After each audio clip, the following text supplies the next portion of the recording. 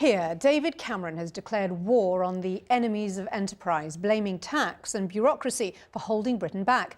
Speaking at the Conservatives' spring conference in Cardiff, he promised a personal campaign to promote British entrepreneurs around the world. And he warned he'd be watching banks like a hawk to make sure they do lend to small companies.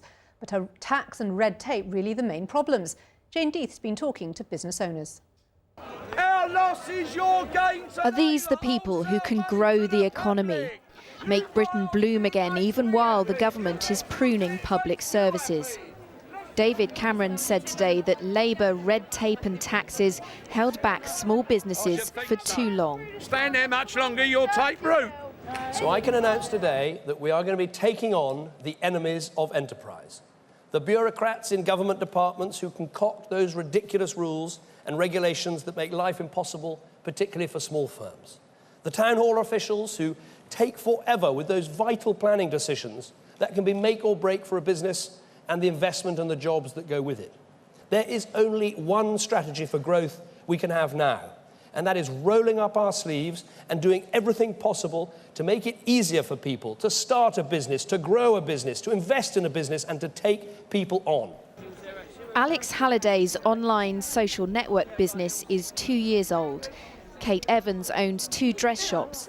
Do they agree that it's taxes and red tape that are stifling small businesses? I think if you work in a high growth business, taxes are a factor, but they're by no means the most important one. For us, it's about getting access to the right fundraising, the right investors that are aware of the industry. They need to be incentivised to really want to take the risk to invest in high growth companies. I think it's also business rates, which are currently almost at 40 pence in the pound, are effectively a 40% surcharge on your rent, which can make a big difference.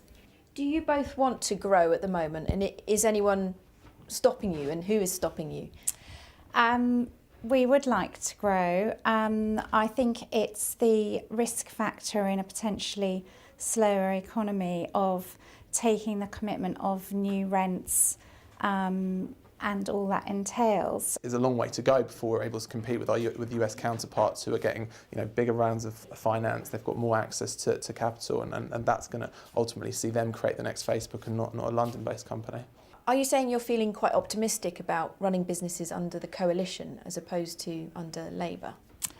I would like to say yes, but I think that the last 6 months or so have been quite tough, and I think the news on the whole has not been particularly uplifting. From our perspective, I mean, they're certainly making all the right noises. We're hearing some very encouraging things around supporting startups and encouraging people to go and start businesses in the first place.